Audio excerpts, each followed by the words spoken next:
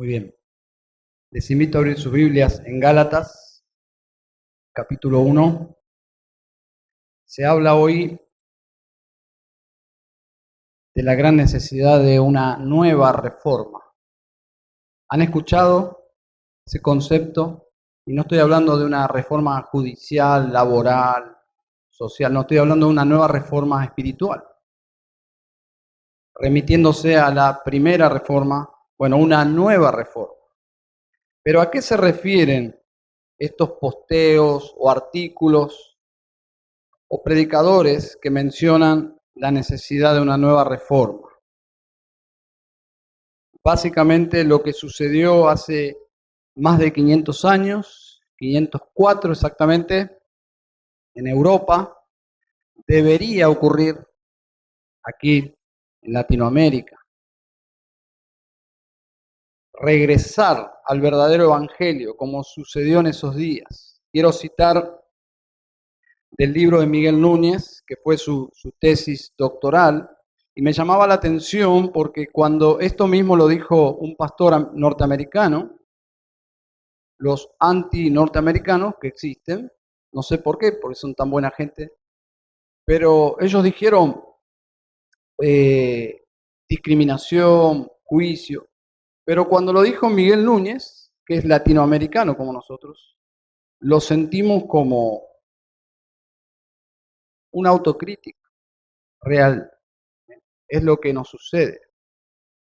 John MacArthur, para ser más específico, y yo estoy de acuerdo con él, dijo que el evangelio puro, verdadero, no había llegado a gran parte de Latinoamérica. Y esa es la tesis del libro de Miguel Núñez. Y voy a citar: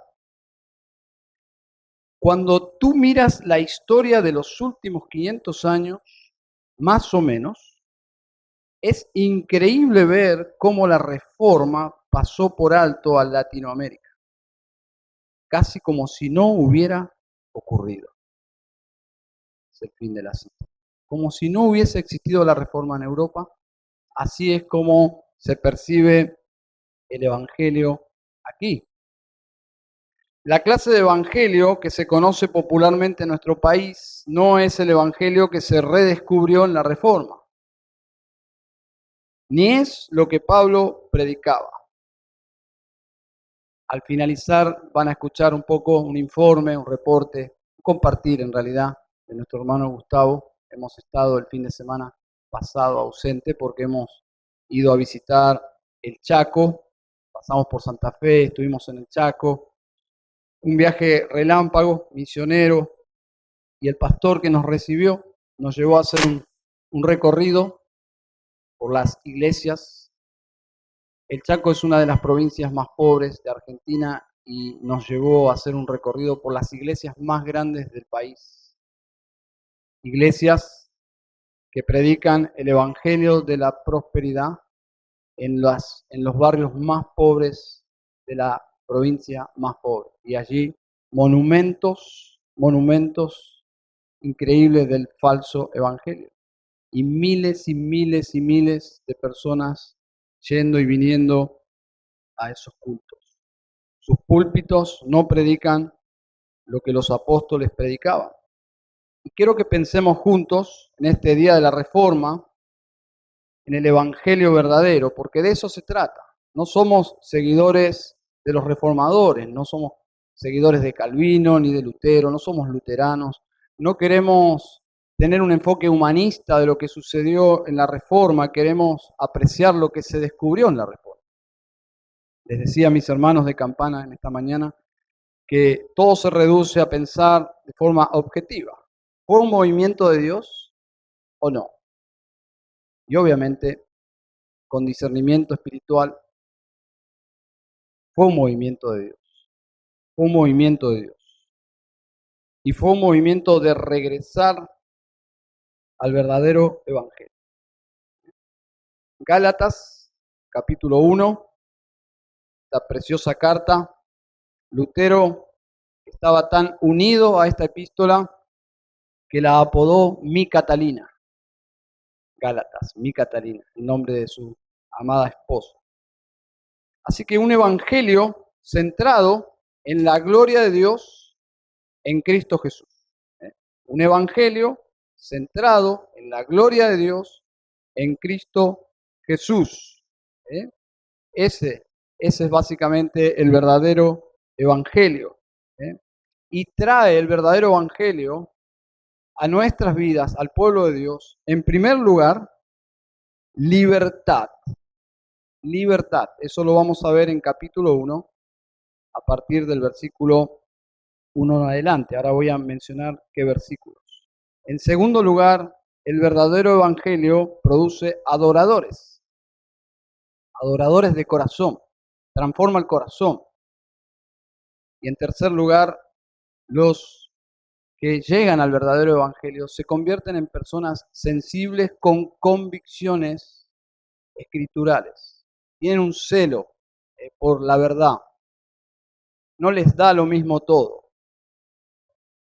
Entonces, en primer lugar, leemos Gálatas 1:1, Pablo, apóstol, no de parte de hombres, ni mediante hombre alguno, sino por medio de Jesucristo y de Dios el Padre, que le resucitó entre los muertos, y todos los hermanos que están conmigo, a las iglesias de Galacia.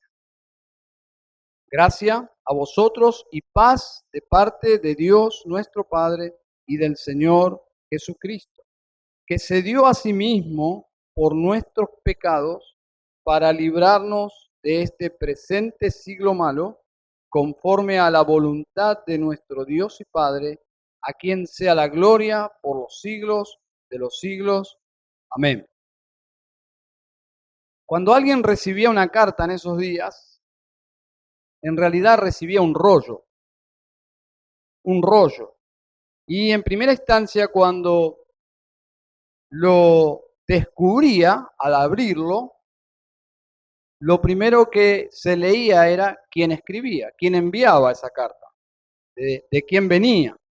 Luego, a medida que iba abriendo ese rollo, se observaba sus buenos deseos. Esa era la lógica y la costumbre, la idiosincrasia para escribir cartas. Y luego abrías un poco más y debías leer algún elogio. ¿Bien?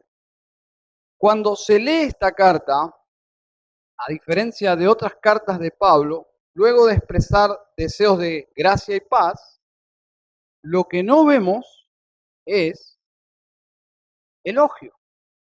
No se observa ningún tipo de gratitud o elogio hacia sus lectores. En esta carta, llamativamente Pablo se abstiene de todo elogio y gratitud. Podríamos decir es una carta como antipática en un sentido. Se puede notar de alguna forma un humor en el escritor.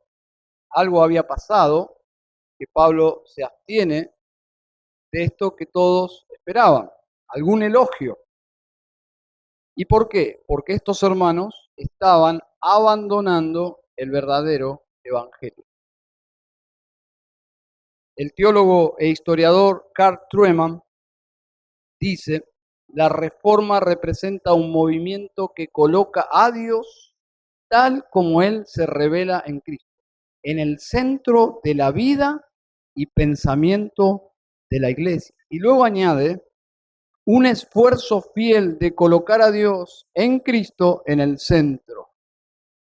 Entonces, en este sentido, la nueva reforma es este mover de Dios en contra de todas las corrientes no bíblicas de colocar el verdadero evangelio donde debe estar, el verdadero evangelio de Cristo en el centro de la iglesia.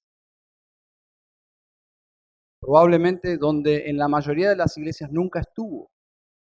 De eso se trata una nueva reforma, de ver regresar la gloria de Dios por medio del evangelio de nuestro Señor Jesucristo, donde debe estar. Entonces, el verdadero evangelio tiene un efecto en la vida de las personas que creen. ¿Cuál es ese efecto? Bueno, en primer lugar, dice allí, para librarnos de este presente siglo malo. Una frase que resume, hermanos y amigos, la reforma es: después de las tinieblas, luz. en latín. Después de las tinieblas, luz. Y la reforma fue como prender una luz notoria en medio de la oscuridad, pero después de 1000 años de oscuridad. 1000 años. Pensaba cuántas personas, 1000 años, nacieron, vivieron y pasaron por este mundo sin tener acceso. Un misterio de la soberanía de Dios. Y no estoy diciendo que no estaba el Evangelio, simplemente que no era accesible. De alguna forma creemos que Dios, en esos 1000 años de oscuridad, algo estaba haciendo. Pero cuando allí en Alemania, por medio de Lutero y en otros lugares de Europa, el Evangelio resurgió, fue redescubierto, algo pasó, algo pasó. Esa oscuridad que por 1000 años la religión católica romana había producido, ¿cómo? Apartando las escrituras de la gente, sencillamente. Apartar la Biblia de la gente es como cortar la luz. Es un sabotaje a nuestras propias almas. Y así fue que por 1000 años Satanás gobernó en un sentido porque la palabra de Dios no iluminaba la mente de las personas, porque no estaba siendo predicada. Los púlpitos no eran el trono de la palabra de Dios. Simplemente el púlpito estaba quitado, dándole lugar a un sinfín de cosas que no transforma las almas, que no libera las almas. Así que el Evangelio trae libertad. ¿Has experimentado esta libertad? Esa libertad que trae la verdad. Dice Jesús, la verdad os hará libres. Los pueblos, cuando son libres, escriben su declaración de independencia, ¿no? En el caso del pueblo de Dios, nuestra libertad trajo una declaración de dependencia. Cuando conocimos la verdad que nos hizo libres, nuestra declaración no es de independencia. Nuestra independencia era esclavitud, independencia de Dios, rebeldía, sublevación, desde la caída y en adelante. Pero cuando vino el verdadero evangelio y fuimos libres, declaramos una dependencia y una declaración de dependencia, y quiero leerles un escrito anónimo, hasta donde yo pude investigar. Si alguien sabe quién escribió este tesoro, por favor, que me lo diga, pero hasta donde yo sé es anónimo, y es una declaración de dependencia, y dice así: como creyente en el Señor Jesucristo y basado en los hechos de la palabra de Dios, declaro ser realmente libre. Juan 8:36. Mi libertad se puede ver en tres ámbitos. Primero, respecto al Dios de este siglo, a quien antes pertenecía, y he sido librado de la potestad de las tinieblas, y he sido trasladado al reino de su amado Hijo. Colosenses 1:3. Y he sido llevado de la potestad de Satanás a Dios. Hechos 26:18. Segundo, en cuanto a mi relación con el sistema de este mundo, mi Salvador se dio a sí mismo por mí para librarme y rescatarme del presente siglo malo conforme a la voluntad de Dios, mi Padre. Gálatas 1:4, nuestro pasaje. Tercero, respecto a la terrible esclavitud del pecado, las Escrituras dicen que aunque antes era un esclavo del pecado, ahora soy un siervo de Dios. Romanos 6:17-22, y que la ley del Espíritu de vida en Cristo Jesús me ha librado de la ley del pecado y de la muerte. Romanos 8:2. La fuente de mi libertad se encuentra en la cruz de mi Señor Jesucristo, en la cual realmente me glorío. Gálatas 6:14. La cruz es mi estatua de la libertad. Fue allí donde mi alma fue libertada. En la muerte de Cristo yo morí y ahora vivo en la vida de Cristo. Romanos 6:4.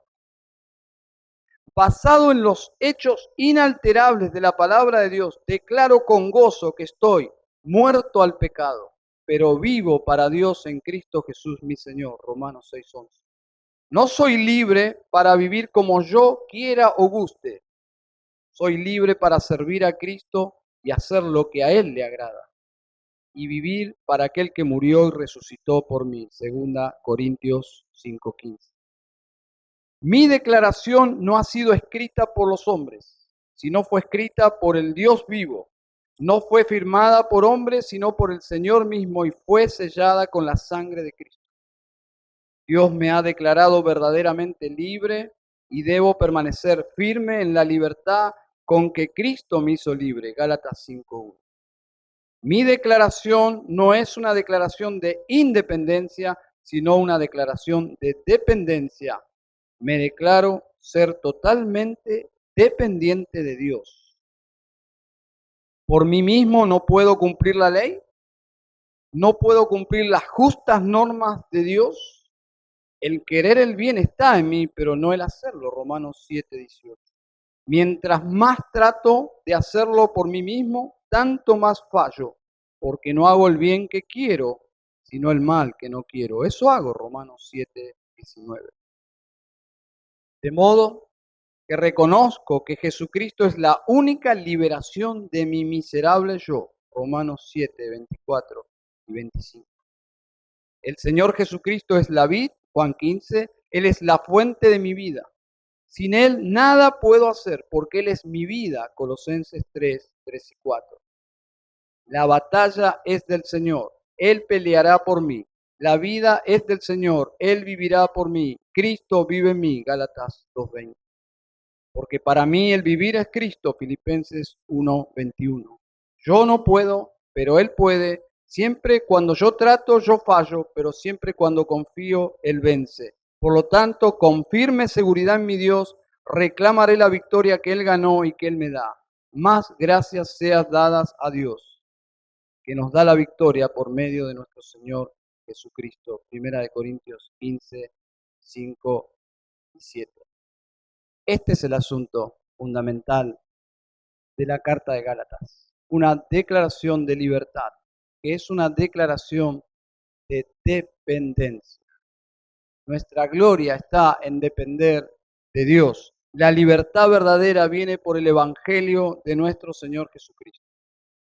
Y esa es la razón por qué un mensaje no bíblico trae el resultado de regresar a la gente al mundo de donde supuestamente salió. Todo mensaje no bíblico produce regresar al pecado y al mundo del cual fuimos libres. Ese desvío puede ser hacia dos direcciones, pero igualmente pecaminosas. Un falso evangelio puede llevarte al libertinaje o puede llevarte en la dirección del legalismo.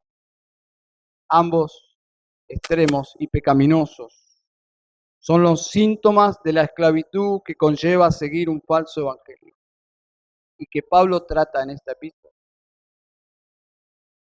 Pero el Señor murió por nosotros. ¿Para qué? Dice allí, para librarnos de este siglo malo.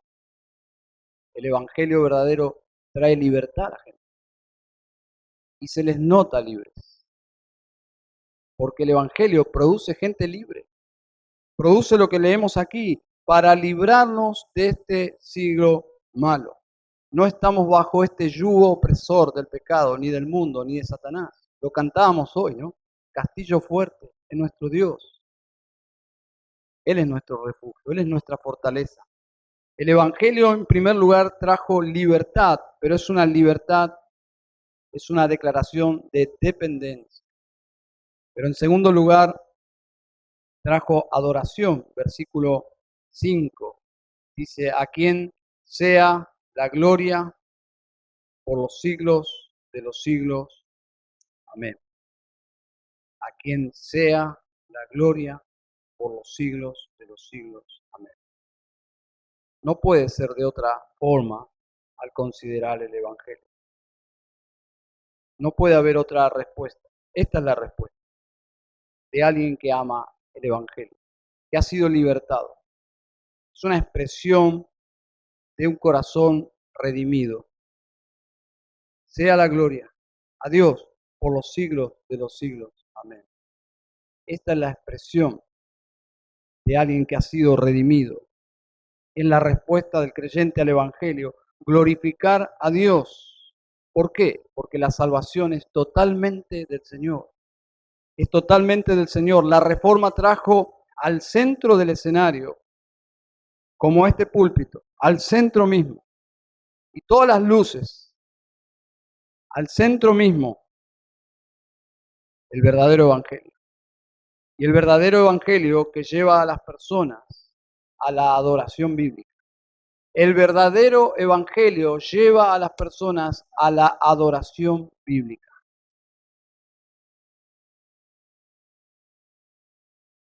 La reforma puso las escrituras en su lugar.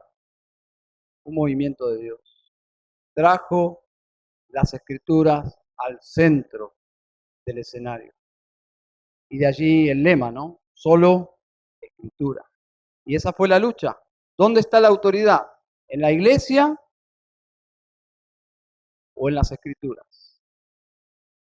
Y Lutero, obviamente, y los reformadores dijeron, solo en las escrituras. No en la iglesia, no en el papa, en las escrituras. Solo escrituras. Y entonces, por medio de las escrituras, Cristo fue puesto también en su lugar. No hay corredentores.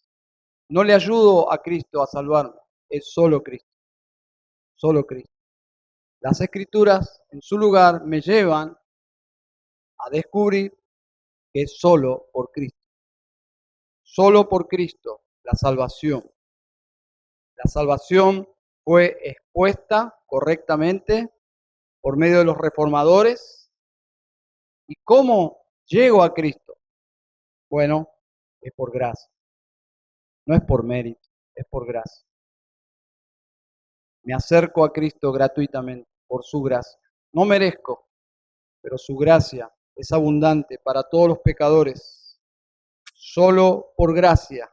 Y allí el lema, ¿no? Solo gracia. Solo escritura, solo Cristo, solo gracia. Pero ¿cómo me aferro a Cristo y a la salvación? Por fe, por fe. No tengo que verlo a Dios, no tengo que contemplar imágenes, solo por fe en su palabra. Su palabra me garantiza que todo aquel que cree tiene vida eterna. Cuando el Señor me salva, Dios comienza a transformar mi vida y vivo solo para un objetivo, para la gloria de Dios. Y de allí el lema, solo a Dios la gloria. Dios fue glorificado por ese retorno a la verdad. La gente escapó del error y vino a Cristo. Y vino a estar bajo la autoridad de las Escrituras. Para pensar en nuestra realidad hoy, ¿no? Cosas que nosotros hoy valoramos, sí, las valoramos, las disfrutamos. Algunos más que otros. Los que valoran más estos lemas que de alguna forma definen de forma de eslogan, de 5 frases, el Evangelio verdadero. Los que valoran más la reforma son aquellos que han estado sumergidos en el error, que han sido abusados por falsos maestros, que han estado en sistemas religiosos abusivos como los días aquellos, en el siglo XVI y los siglos anteriores. Les decía a mis hermanos hoy en la iglesia de Campana que debemos valorar la Biblia en nuestro idioma. Por siglos la gente iba a sus reuniones y no entendía nada, porque el pueblo no entendía latín, solo algunos privilegiados. Y les decía a mis hermanos, si ustedes domingo tras domingo, en busca de la salvación de sus almas, quieren tratar de entender a alguien que les habla en un idioma que ustedes no entienden absolutamente nada, sería frustrante, ¿no? Esas es las tinieblas. Y después de las tinieblas, luz, porque estos hombres hicieron la verdad accesible a la gente común, el verdadero evangelio. Esa fue la obra de los reformadores, pero fue la obra de Dios. Después de las tinieblas, luz. Steve Lobson dice, solo habrá una nueva reforma cuando el pueblo de Dios vuelva a verlo como el gobernador soberano de todo. El estado actual de la Iglesia es debido en gran parte a que le hemos restado importancia a Dios, dándole demasiada importancia a los hombres. Ese es el asunto trágico de la Iglesia contemporánea en Latinoamérica. El hombre es el centro de la Iglesia popular, pero no fue así en esos días. La Reforma trajo a Dios en el centro. Una iglesia antropocéntrica no glorifica a Dios. Donde todo se trata del hombre y de sus necesidades no glorifica.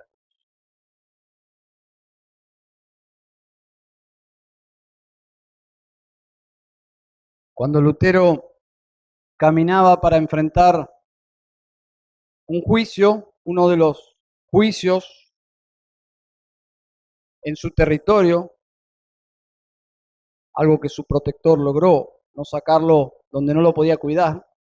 Y allí llegó Martín Lutero, pero en el camino, para encontrarse con los representantes papales, sus enemigos, la gente de Wittenberg dice que se acercaba para verlo y le gritaba, Lutero por siempre. Somos así, ¿no? Ese sería un error aún en el día de hoy. Poder ver a los reformadores casi como con ojos idolátricos. Y así la gente lo aclamaba, Lutero por siempre, él les corrigió. No, no, no, no, Cristo por siempre. Ese es el celo de los reformadores. No se trata de nosotros. Qué paz nos da, ¿no? Que no se trata de nosotros. Se trata de Él, de su gloria, de su honor, de su obra. Cristo por siempre. Dice allí, a quien sea la gloria por los siglos de los siglos. Amén. Y aquí el eslogan, solo a Dios la gloria. Sin dudas, tal como lo expresó J. Packer, y lo he mencionado, las teologías que no se pueden cantar están mal. Cambio, lo dejo. ¿Se escucha igual? Bien. Las teologías que no se pueden cantar están mal. Y la Reforma trajo un cántico nuevo a la iglesia. Eso es maravilloso. Saben que la gente no cantaba, ¿no? No solo no entendía lo que se predicaba en las reuniones, sino que la gente no cantaba porque se cantaba en latín. Así que solo algunos cantaban. La gente no tenía un cántico espiritual porque sus corazones no habían sido transformados. La alabanza verdadera sale de un corazón transformado, que aprecia a Dios de todo corazón. La Reforma trajo canciones centradas en la Biblia a los labios del pueblo y en su idioma, ¿usted lo puede creer? Y en sus corazones. La Reforma fue un regreso al Evangelio. El Evangelio permeó todo. Y las canciones también. Canciones que hablaban de la verdad, del Evangelio, de los salmos. Contenían teología. Pero Pablo contrasta, concluyendo, contrasta esta doxología preciosa de alguien que aprecia el Evangelio, a quien sea la gloria por los siglos de los siglos, por este Evangelio precioso, y aquí viene la nota, por la actitud bochornosa de ellos, versículo 6. Dice, estoy maravillado de que tan pronto os hayáis alejado del que os llamó por la gracia de Cristo para seguir un evangelio diferente. Subraye, estoy maravillado. No para bien, sino para mal. Y es por eso que omite elogios. Está perturbado. Pablo está perturbado por la rapidez que ellos habían perdido el rumbo. Es como un padre que ha entregado felizmente en una noche maravillosa, inolvidable, ha entregado a su hija en una ceremonia, ha entregado en esa boda a su hija a un hombre que la ama con locura. Su padre está feliz porque ve a su hija feliz. De la mano de este hombre, caballero, su hija está unida a un hombre de por vida, pero al poco tiempo, ese padre recibe la noticia que su hija está alejada de su esposo y se ha ido en pos de otro hombre. Está enredado con otro hombre. ¿Se imaginan? Corazón quebrado de este padre. Este padre está maravilloso, está maravillado en el sentido trágico de la palabra. Y es la misma expresión aquí. Estoy maravillado, estoy perplejo. Y la idea es, estoy enojado, triste. Esta es la emoción de Gálatas. Gálatas, como Lutero le llamaba, mi Catalina. Fue la carta que abrió en gran parte los ojos, Romanos y Gálatas, de Martín Lutero. Y es la emoción que se siente aquí. Versículo 7 dice, no que haya otro, sino que hay algunos que os perturban y quieren pervertir el Evangelio de Cristo. Podemos decir que estos falsos maestros fueron los terceros en discordia, pero siempre ha sido así. Siempre falsos evangelios se han querido robar el corazón de los adoradores. La infidelidad básicamente es falta de amor. Es falta de amor. La salud de la iglesia depende de cuán enamorados estemos de Dios y cuánto aprecio tenemos por el Evangelio.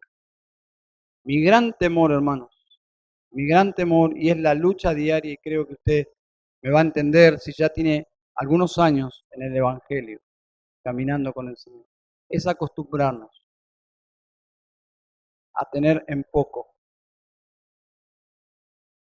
a no estimar, a no amar a nuestro Dios como Él se merece, a tener poco aprecio por la verdad.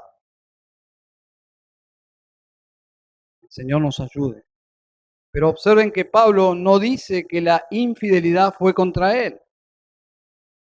Dice el versículo 6 que fue contra Dios. Dice, estoy maravillado de que tan pronto os hayáis alejado del que os llamó. ¿Se dan cuenta?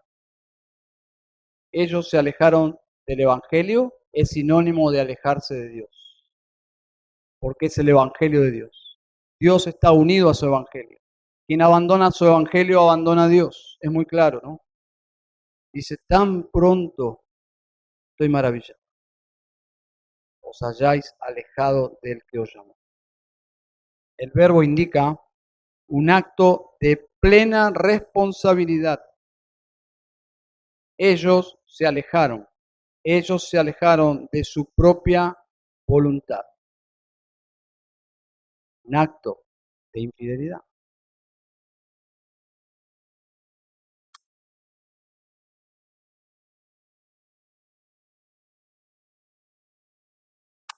Gracias. La palabra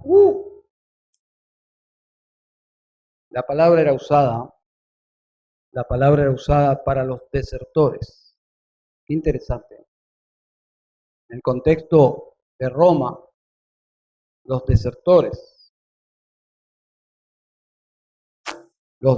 del ejército romano, Esa es la palabra que se usaba. Se alejaron. Dice, os hayáis alejado. Era muy grave. En el tiempo de guerra se castigaba con la muerte. Y la iglesia siempre está en guerra. Siempre está en guerra. Y no fue por ignorancia que ellos se apartaron. Ellos habían recibido el verdadero evangelio por parte de Pablo. Eran responsables. Es el tesoro que debemos cuidar, dice Primera de Timoteo. Es el depósito precioso que Dios nos ha encomendado para cuidar, para predicar, para vivirlo, para profundizarlo, para deleitarnos, para disfrutarlo.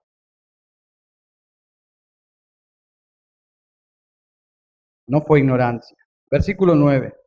Dice, como antes hemos dicho, también ahora lo repito, si alguno os predica diferente evangelio del que habéis recibido, sea anatema. Les dije que era una carta fuerte,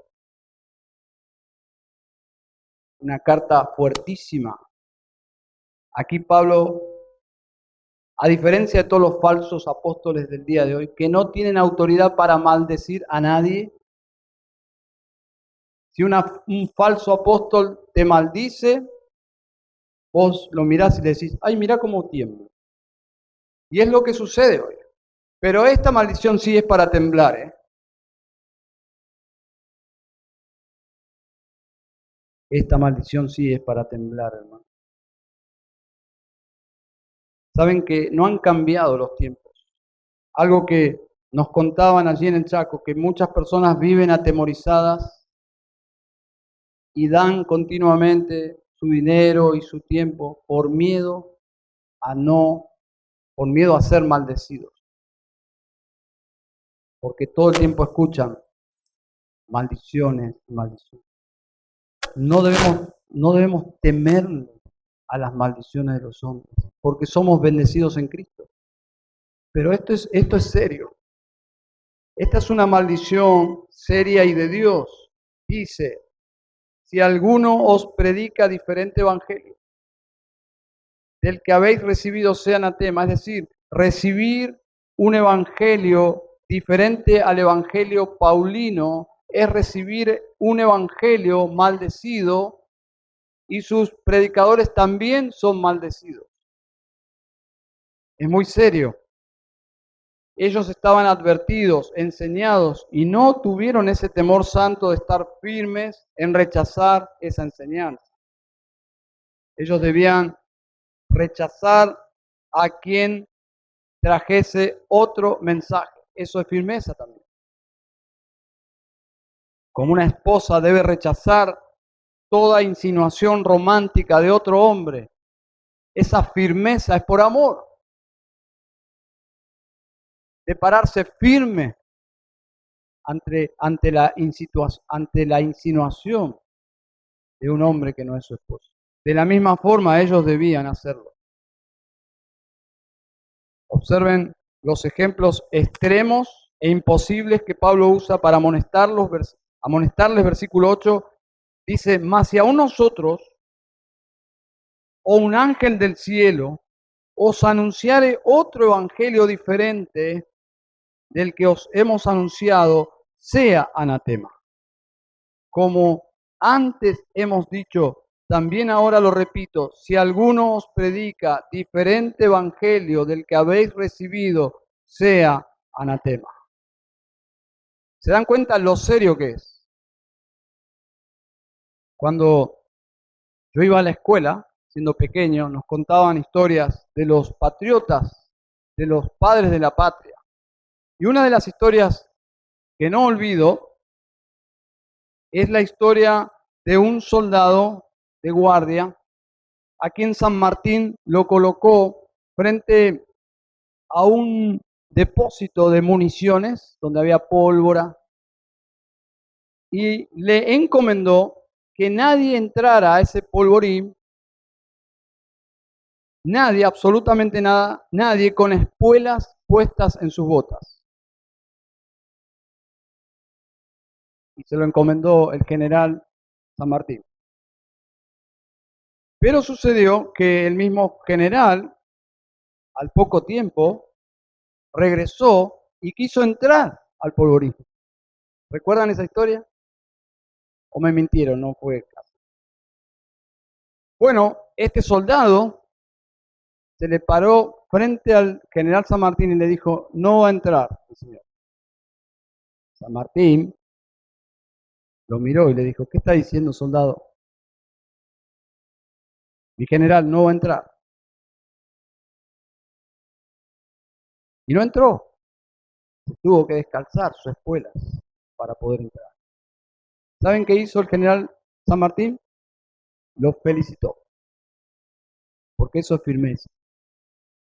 Eso es firmeza.